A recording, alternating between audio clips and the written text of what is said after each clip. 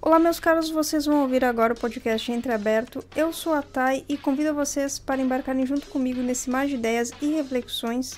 Fiquem à vontade e vamos começar. Olá, meus caros, muito bom dia. Hoje é dia 26 de março de 2025, 8h50 da manhã.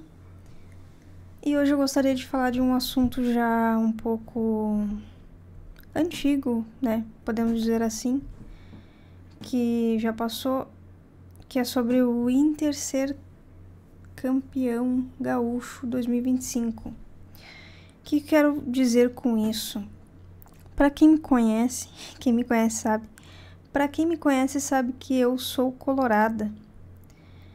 E o Inter ganhou e eu não senti nada.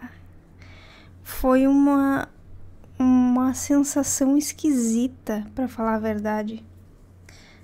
Porque houve um tempo em que existia um fanatismo em mim, onde eu estaria em lágrimas assistindo o jogo e comemorando, gritando, cantando o hino e levantando as mãozinhas para empurrar o time e tal, e brigando com o rival, corneteando algum amigo no Whats. E eu não fiz nada disso, cara. Eu nem assisti o jogo. Eu escutei ele através da Rádio Inferno. E eu ficava vendo as reações deles durante a live. E eu não me identificava mais com aquilo. Tipo, eu ainda tinha a emoção de torcedor, tipo, que maneiro, o time fez gol, nossa, que legal. Eu acho que um pouco faltou eu acompanhar o jogo, tipo, ver o lance, ver a jogada, talvez, pra sentir essa emoção. Mas acompanhando eles ali pela live, somente a narração, e tu via a empolgação deles, e eu não sentia nada, cara. Parecia que eu estava em êxtase, desacreditada. Eu não sei o que aconteceu.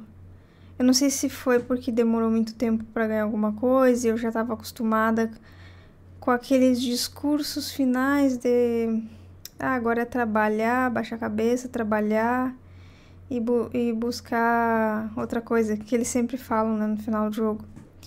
E tipo, eles jogaram bem, cara, o time tá bem, a camisa é linda. Eu até ia comprar uma camisa do Inter. Entrei na loja e eu pensei, cara, eu não vou gastar dinheiro com isso não. E fui embora.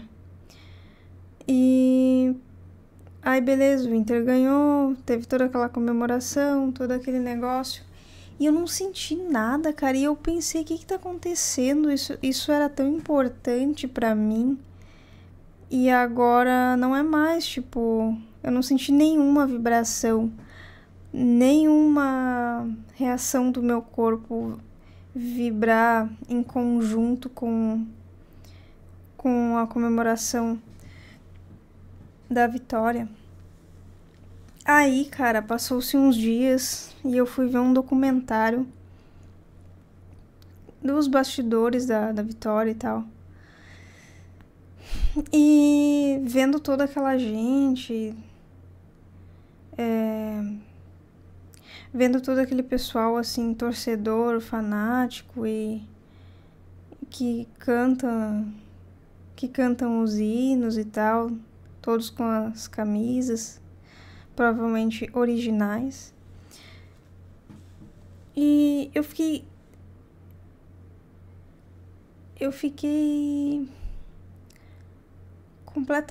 me sentindo completamente excluída daquela vibe.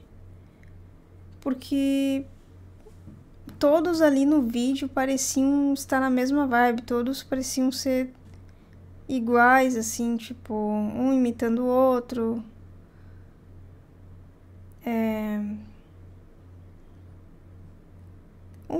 Todos comemorando juntos, entendeu? Todos se importando, todos saindo de suas casas para estarem ali em volta do Beira-Rio, pra comemoração. E eu não entendia aquilo, cara. E antes eu entendia. Antes eu tinha esse apego coletivo de estar envolvido com algo. Com algo coletivamente, assim, sabe? De torcedor e tal. E eu não sentia nada, não senti nada olhando. Eu só assisti o documentário, fiquei assistindo os bastidores. Aí, cara. Aí termina o jogo e tem aqueles discursos de vestiário. E, cara, ali me pegou. Eu não sei o que foi, o que foi, mas assim, o Roger começou a falar e ele estava com um pedaço da rede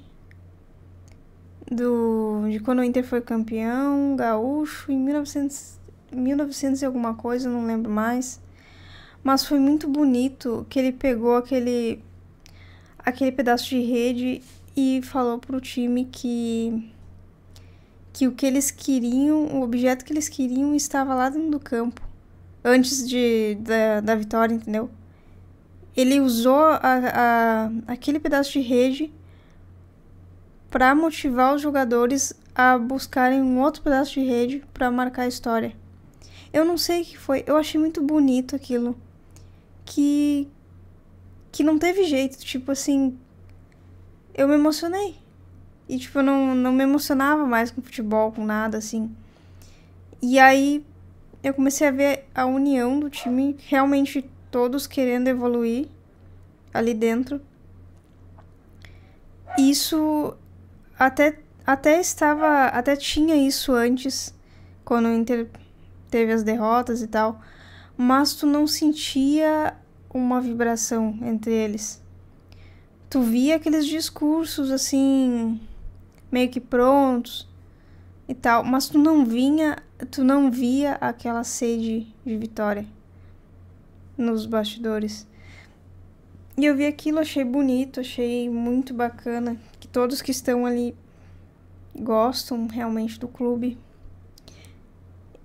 E eu tinha perdido isso em mim, cara. Eu não sei o que aconteceu com os anos passaram, eu fiquei, parece que amargurada, não sei. Não é só com o futebol que eu tô meio desconectada. Com quase tudo praticamente, que eu não sinto emoção alguma. São poucas coisas que conseguem me tocar profundamente. E aí eu vi essa cena e aí eu me emocionei depois do Inter vencer e tal. Aí eu fui ver um outro documentário assim, passando assim, e vi a dos bastidores de quando o Inter ganhou o Mundial. E aquilo ali, tipo, me pegou, sabe? Eram histórias que eu não tinha ideia, porque eu lembro dessa época, quando o Inter ganhou o Mundial, só que eu não era colorada, eu nem gostava de futebol, pra falar a verdade. Eu lembro das buzinas, dos carros passando, todo mundo gritando, todo mundo doido. Eu lembro de estar na casa dos meus tios e eles eram full gremistas. Eu lembro de ver o meu tio putaço da vida e eu não entendia por quê. Aí eu perguntei por que o tio está tão bravo. Aí a minha tia falou, porque o Inter ganhou e tal. E meu tio furioso, eu lembro dessa cena. E eu acho que foi isso que me fez virar colorada. Porque eu gosto de ser o contrário das coisas. E lá eram todos gremistas. E aí eu vi esses bastidores, cara, e foi muito emocionante ver o Alex falando da entrega deles nessa final do Mundial. E aí eu senti um pouquinho, cara, porque assim, eu gostava de futebol, eu jogava futsal, sinto muita falta. Era muito legal, assim, era muito legal estar em atividade e tal. E faz um tempo que eu não faço nada disso. E antes eu parava pra assistir futebol. Parece que as coisas ficaram tão corridas ou perderam o sentido pra mim que eu não parei mais pra assistir. Porque, tipo assim, eu assistia e era horrível o jogo. Ontem eu assisti o jogo da seleção, cara, contra a Argentina. Pavoroso, pavoroso. Isso tira um pouco, não tem mais técnica, é só chute pra frente, é só... O cara corre, chega no ataque e tem possibilidade de tocar a bola, mas ele não tem habilidade pra fazer isso, e aí ele fica parado na frente do zagueiro, não vai nem pra esquerda e nem pra direita, fica segurando a bola e aí perde e o time contra-ataca e faz gol. Tipo assim, tá muito ridículo. Tu perde a vontade de assistir um futebol horroroso desse. Que parece tipo uma várzea, tá ligado? Então eu tinha perdido isso porque eu via o Inter fazer muito isso e depois eu comecei a ver ele jogar com um pouco mais de técnica, dava até um sabor de assistir. Mas ainda assim não me tocava, porque alguma coisa aconteceu nesse meio tempo em que eu perdi essa conexão com as coisas que eu era apaixonada, entendeu? A gente vai mudando, muda a perspectiva e a gente acaba deixando algumas coisas de lado pra se preocupar com outras. Eu acho que foi isso que aconteceu. E aí eu tô tentando resgatar essas coisas que eu gostava pra conectar algo de volta em mim que eu sinto que eu perdi, sabe? Que é a sensibilidade com as coisas, é a empolgação com as coisas. Eu não preciso envelhecer e virar uma véia amargurada, né? Então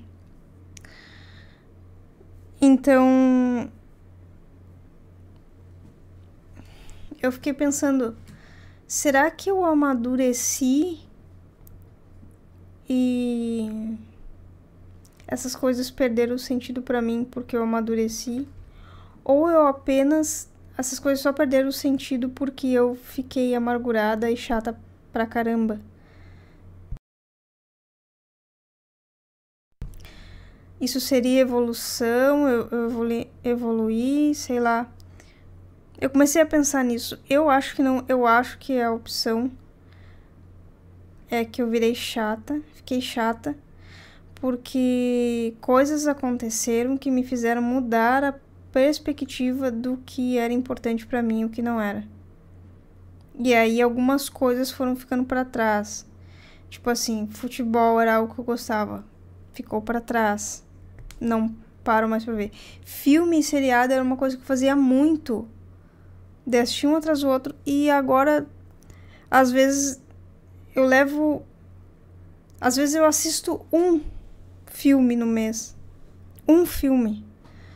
Seriado eu nem termino. Tirando agora que eu tô assistindo Demolidor e tá muito bom. E aí eles me prendem porque eles demoram uma semana pra lançar o novo episódio. Então, e é uma série que eu tô assistindo. Tem uns diálogos muito bons que meus olhos enchem de lágrima. E eu não gosto que me vejam chorar, então eu fico segurando o máximo pra quando tem alguém perto de mim, pra não me ver chorar. Eu não sei, eu me incomodo com isso. Mas, tipo assim, é muito emocionante, sabe? É uma série que conseguiu me tocar. É difícil me tocar, sabe? Não é que eu não tenho empatia, eu choro, eu me emociono com coisas bobas, tipo, eu me emociono ouvindo uma música, por exemplo, eu encho os olhos de lágrima quando, sei lá, tem um solo muito bom, uma nota muito boa ali, e aí eu me emociono. E escrita era uma coisa que eu gostava, eu simplesmente deixei de lado, parei com isso. Claro que eu estou empolgada agora com o podcast, tentando deixar ele bacana, sabe? E aí entra a questão onde eu estou me expondo e a importância de algumas coisas. Alguém me falou que era ruim eu me expor. eu entendi que isso era mais algo sobre a pessoa do que sobre mim, sobre o medo da pessoa de que ela não gosta de se expor, portanto, não quer que eu faça o mesmo.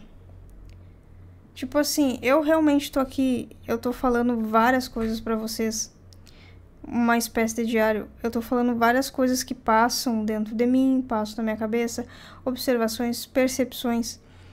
E tipo assim, eu não me preocupo nem por um segundo sobre o que vocês vão pensar.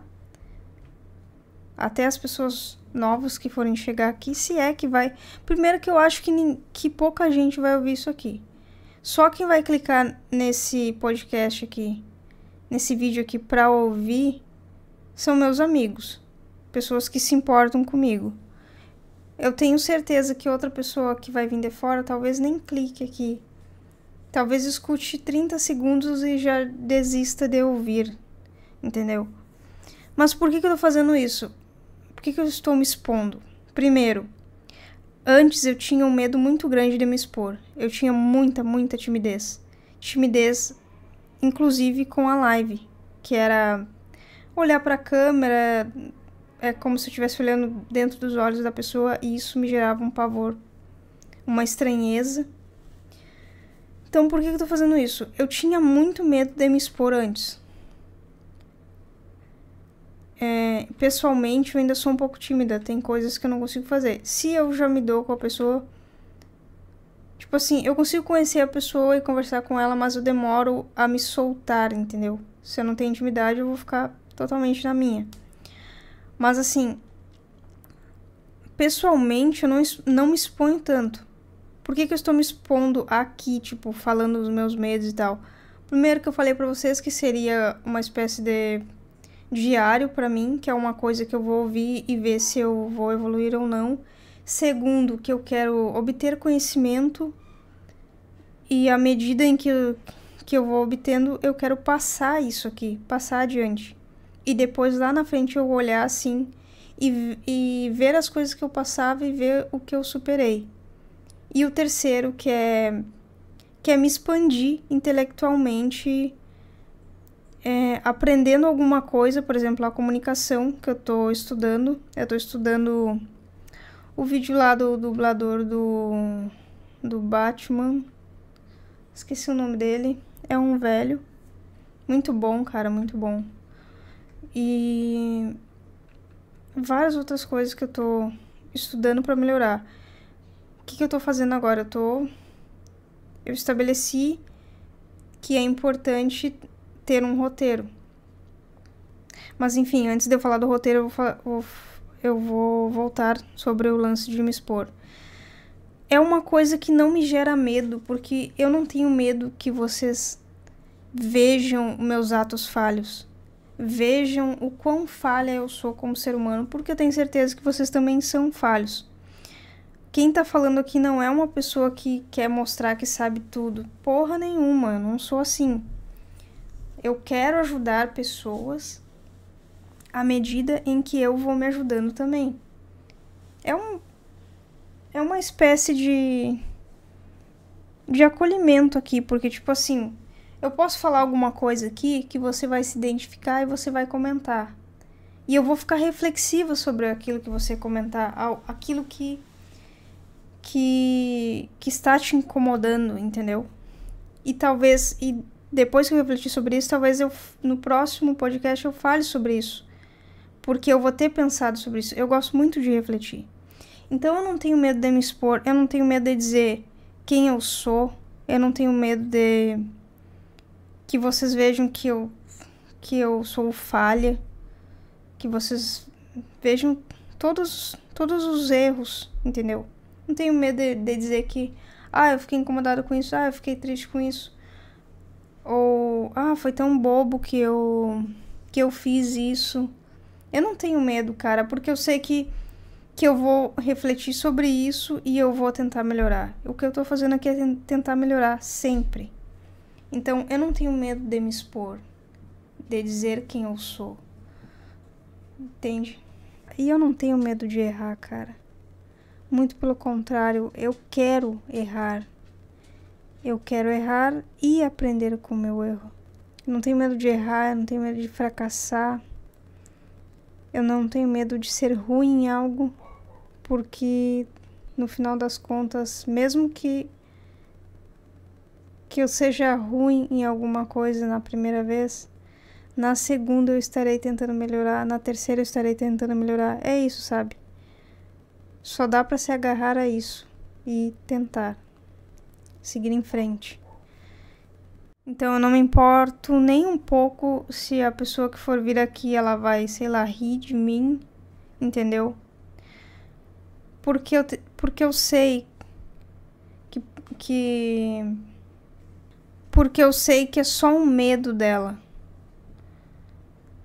de que ela tem de se expor, e aí quando ela vê alguém se expondo, ela vai rir, entendeu? Tudo que o outro faz de julgamento com você, na verdade, é só sobre ele, é o medo dele, não o seu.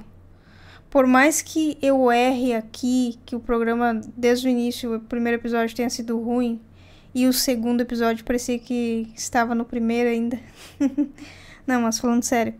Por mais que os primeiros sejam ruins, assim, porque era só pensamentos soltos meus que eu ia falando,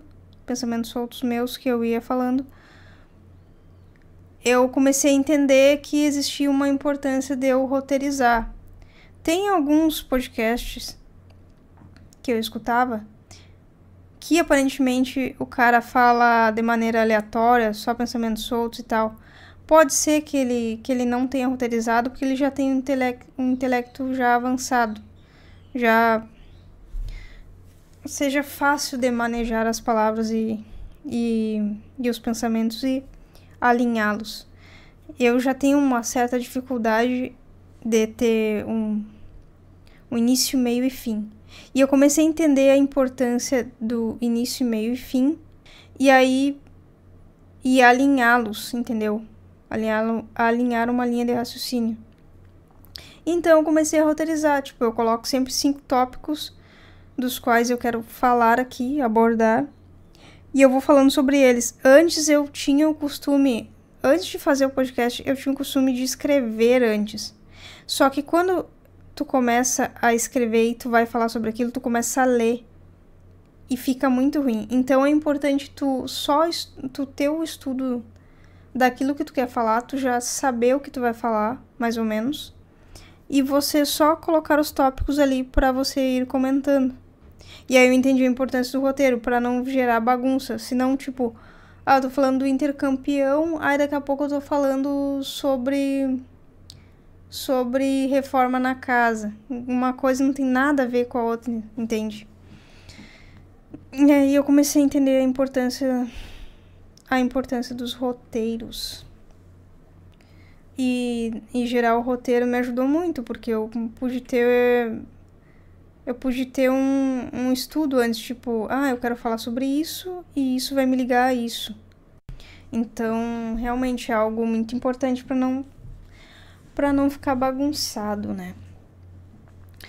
Agora eu vou falar sobre a caixa anônima, que eu recebi uma pergunta muito, muito interessante, que foi sobre fobia.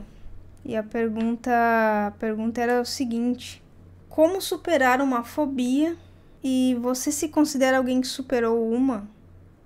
E aí eu comecei a ler sobre fobias, e aí tem fobia de aranha e tal. Eu tenho um pouco, eu acho, fobia de aranha, medo de aranha, mas eu não sei, assim... Eu comecei a ler, né? Fobia é um medo irracional, correto? Um medo irracional sobre algo. E eu tenho medo de aranha. Aranha e centopeia. O que eu tentei fazer uma vez? Eu tentei pegar uma aranha na mão pra perder esse medo, só que meu corpo inteiro arrepia. Mas eu consigo me mover. Consigo me mover assim, retirar a aranha do local e tal. Tem gente que não consegue se mover quando vê uma aranha. Tem gente que entra em pânico total. Então eu não sei se eu tenho uma fobia. Mas uma coisa que eu tinha fobia, eu acho que pânico, crise de pânico. Eu tive várias coisas, gente. O tipo de... Eu tinha medo de falar em público. Eu tinha medo de estar em público. Me gerava enjoo. Eram várias coisas que me atormentavam. Comer em público eu não sei se é uma fobia, mas é uma coisa que eu tenho um pouco e que eu tô procurando perder. E como que eu consegui superar algumas dessas coisas? Eu tinha medo de mostrar meu corpo, de mostrar meu rosto. Eu não sei se isso é considerado fobia também, mas eu tinha muita vergonha, tipo, muito pânico, assim, tipo, não olha meu rosto. Eu andava com os cabelos no rosto, assim, igualzinha a guria lá do chamado. Eu tinha essas coisas. E aí as pessoas me diziam, você precisa mostrar o rosto, não sei o quê. E aí eu comecei a perder esses, não sei se medos, essas bobagens, sabe? Mas o que mais me travou durante todos os anos, assim, era o medo de público. Era fazer aqueles trabalhos de escola, onde você tem que apresentar na frente da turma. Aquilo ali era terrível pra mim. Teve uma vez que eu fui apresentar o trabalho e ao invés de ficar virado para a turma, eu fiquei lendo o trabalho inteiro de frente para o quadro. Porque eu não conseguia ter o contato visual. Eu não sei se é fobia, mas eu tinha um pânico muito grande de público. Eu ficava enjoada, tipo, se eu ia num lugar e via que tava um monte de gente, que tinha muita gente, eu começava a ficar enjoada. Nossa, era horrível, sabe? Mas como que eu fiz pra superar? Essa é a questão. Primeiro que eu comecei a ler sobre o assunto. Eu comecei a entender por que eu tinha aquilo. E aí entrava a questão da crise de pânico. Eu acho que eu tinha isso. Mas como que eu fiz pra superar? O maior segredo, a maior solução, quero dizer, pra você superar uma fobia, porque, tipo assim, a fobia, é um medo racional, porém, tem fobias que elas têm um benefício que é te deixar em alerta. Por exemplo, fobia de altura. É o medo de altura. É bom você ter um medo de altura, porque você não vai subir num negócio sabendo que você pode cair, entendeu? Agora, o medo, por exemplo, que tem de aranha, ok, tem umas que são venenosas e que podem te matar. Mas tem outras que não, cara. Tem gente que tem fobia de pássaro, por exemplo. Umas fobias bobas, que são irracionais, entendeu? Que não vão te causar nenhum mal. O medo de público é um deles. Não vai te causar nenhum mal. No entanto, você cria aquele drama na cabeça de que todos ali estão te julgando, de que você está sendo visto, e é uma sensação de como se você estivesse nu na frente de todo mundo. É terrível. Como que eu fiz pra superar isso, cara? Eu comecei a ler sobre, e aí teve um ano que eu rodei na escola, porque quando chegava a época dos trabalhos em grupo, eu não conseguia fazer, cara. Eu simplesmente não ia fazer os trabalhos, porque eu não conseguia. Primeiro que eu não tinha intimidade com quase ninguém na sala. Todo mundo fechava aqueles grupinhos e ninguém me convidava pra fazer parte do grupo. E aí eu não consegui fazer. Isso era na época em que eu era da turma onde todos quase tinham a minha idade. Cheio de molecada e tal. Aí eu rodei. Aí quando eu rodei, cara, eu pensei, vou passar pro período da noite e vou fazer o EJA. E o EJA é o quê? É uns velho, né? É um monte de velho e algumas pessoas novas. Cara, e foi a melhor coisa que eu fiz. Vou te dizer por quê, cara. Sei que eu tô fugindo um pouquinho do assunto, mas eu já retorno. Quando tu estuda num período de manhã, com um monte de pessoas da sua idade e algumas naqueles grupinhos fechados que gostam de causar auê dentro da sala de aula e não gostam de prestar atenção na matéria, não ligam pra nada, todo tempo é piadinha, isso atrapalha. Isso atrapalha de você conseguir prestar atenção, de você conseguir se desenvolver, isso atrapalha, cara. Isso atrapalha de fazer os trabalhos porque quando tu já é uma pessoa que tem esses dramas na cabeça de fobia de público, você não quer fazer...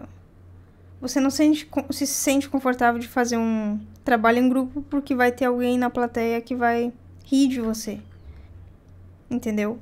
Então, quando eu passei pra noite e tinha um monte de velho e tal, tinha até os caras mais velhos e mulheres mais velhas que faziam alguma piadinha ou outra tentando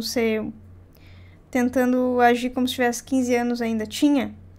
Só que havia muito mais apoio e interesse em aprender o que estava sendo dito pelo professor e tal, do que quando você está com um monte de gente da sua idade. Não que eu seja, estudiosa, não era. Mas eu era esforçada, entendeu? Eu me esforçava em aprender as coisas quando eu queria. E eu tava com tanta raiva das vezes que eu rodei por conta desse medo de falar em público, que eu simplesmente toquei o foda. Eu pensei, quer saber, cara, esse ano eu vou me entrosar, esse ano eu vou fazer o trabalho, eu vou enfrentar esta merda, eu pensei. Porque não tem outro jeito, cara. Ou você se curva ao medo, ou você ergue a cabeça e passa por cima dele. Independente das emoções que tu for sentir naquele momento. Você precisa se colocar nas situações e sentir o que tiver que sentir. Você precisa sentir aquelas emoções, entendeu? Isso faz parte de perder esses medos, essa fobia. Você precisa se pôr à frente, mesmo sabendo que vai ser desconfortável e tal. Então, o que aconteceu? Eu me entrosei, fiquei o ano inteiro me entrosando com os velhos e eram pessoas legais, sabe? Eram pessoas legais. E aí eu entrei num grupinho e aí chegou a época dos trabalhos em grupo. E eu estudei sobre o que ia falar. Eu fiz... Era sobre chimarrão, algo do tipo. Era pra falar sobre produtos culturais, algo do tipo. E eu falei sobre chimarrão. Fechamos o grupo, eu montei o textinho porque eu gosto de escrever. E eu sou melhor escrevendo do que falando. Então eu estudei, naquela época eu já tinha computador. Eu comecei a estudar o produto, montei o textinho ali.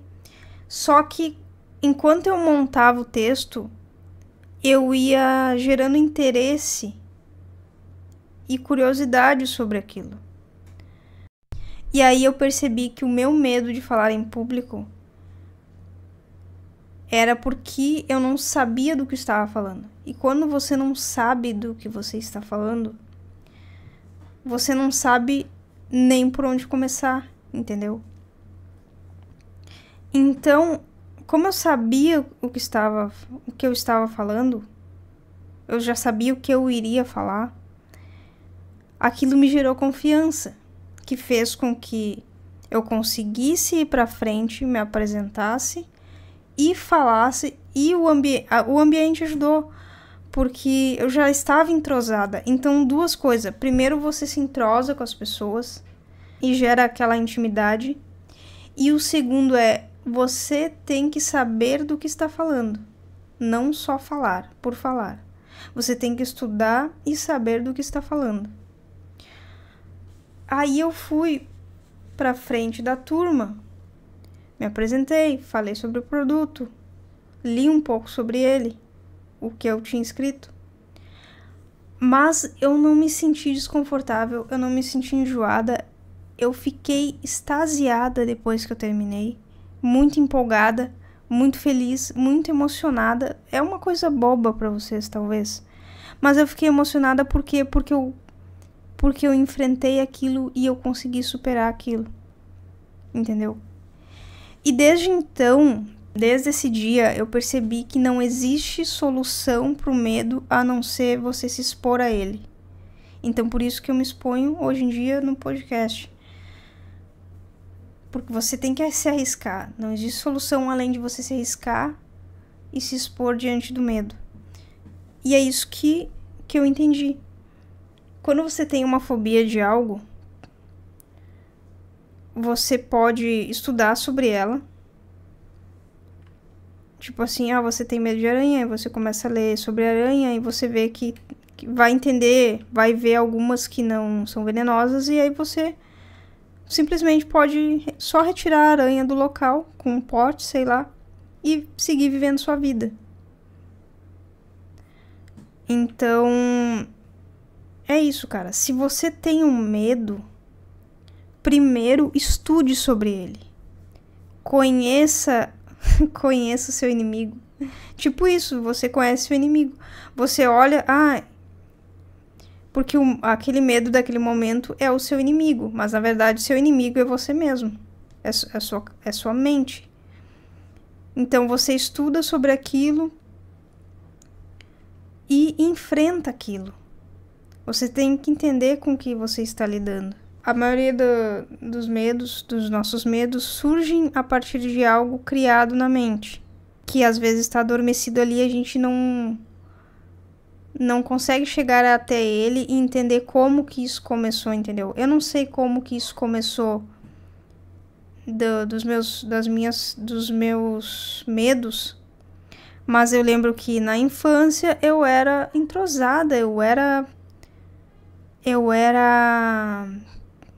eu apresentava trabalho, eu dava risada na frente da turma até eu acho que a 8ª série. Não, a 8ª série, minto, até a 7ª, porque na escola onde eu estudava não tinha 8ª, tinha a 7ª. Eu acho que tudo começou quando eu troquei de escola e surgiu várias pessoas diferentes, e aí eu comecei a sentir aqueles medos, me senti desconectada, porque não era ninguém já conhecido, familiarizado na minha mente, era tudo novo. Então acho que a partir daí começou a gerar vários medos, várias coisas. Mas eu entendi a importância, cara. A importância de você enfrentar os seus medos.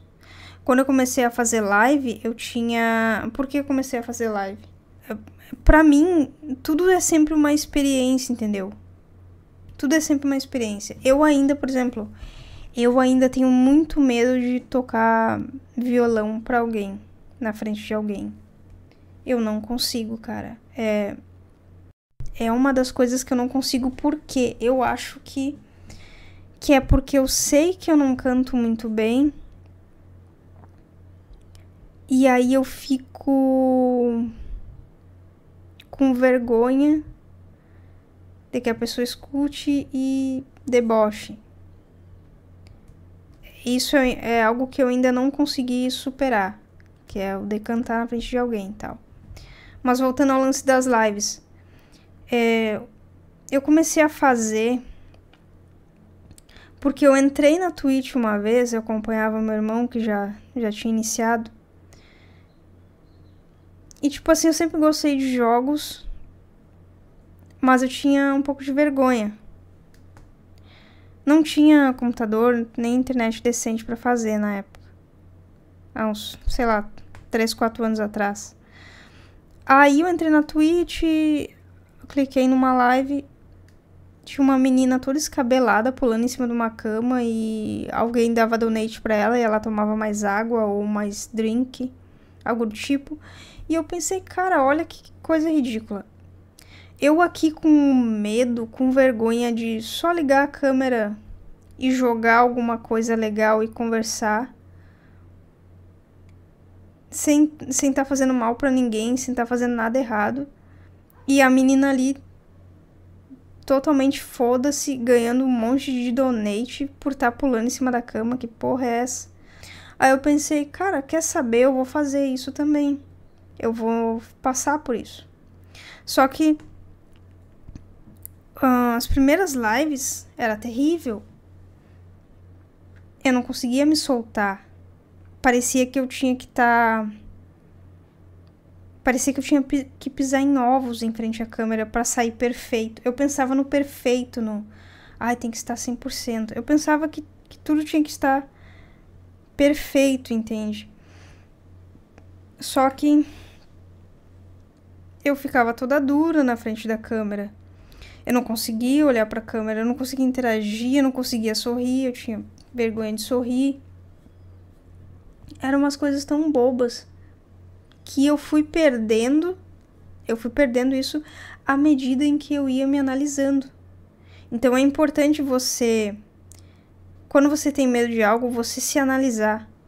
Tipo, em que momento eu comecei a sentir medo? O que aconteceu? Em que momento ali que me gerou esse medo? O que eu estava fazendo no momento? Como que meu corpo reagiu? Então é isso, você se analisa, você estuda do que você tem medo e você enfrenta, cara. Claro, você não vai... eu tenho medo de altura, eu vou andar... Eu vou ir pro último andar do prédio e ficar lá em cima. Não, você não vai fazer isso, porra. Você vai enfrentar medos bobos, assim, medos que você sabe que é bobo. Não coisas que te gerem perigo real de morte. Não, porra, isso não. Mas você enfrenta, cara. Coisas bestas assim você enfrenta. Você estuda sobre ela. Porque muito provavelmente que seja algo da sua mente. É um drama que a sua mente cria. E que você tem que lidar com ele. Então a melhor maneira é você estudá-lo e se autoanalisar. Foi isso que eu fiz. E foi isso que tem dado certo pra mim. E é por isso que eu tô aqui me arriscando. Porque isso é um risco pra mim. Eu tô na internet. Uma coisa que eu fale aqui, alguém pode pegar, tirar fora de contexto, porque não consegue interpretar a maioria das coisas que a gente fala. Ou alguém pode achar uma opinião meia merda e expor e mostrar meu link pra vários lugares. Você sabe, a internet é terrível, cara. Elas podem te colocar nessas situações. O que eu tenho que fazer quando essas situações acontecerem? Nada. Eu me coloquei em risco de estar em público e provavelmente ser zoada pelo resto da vida, mas eu estou nem aí. Por quê? Porque daqui a pouco eu vou estar com 50 anos, se é que eu vou chegar até lá, entendeu? Por que eu vou me importar com isso, cara? Por que você vai gerar estresse?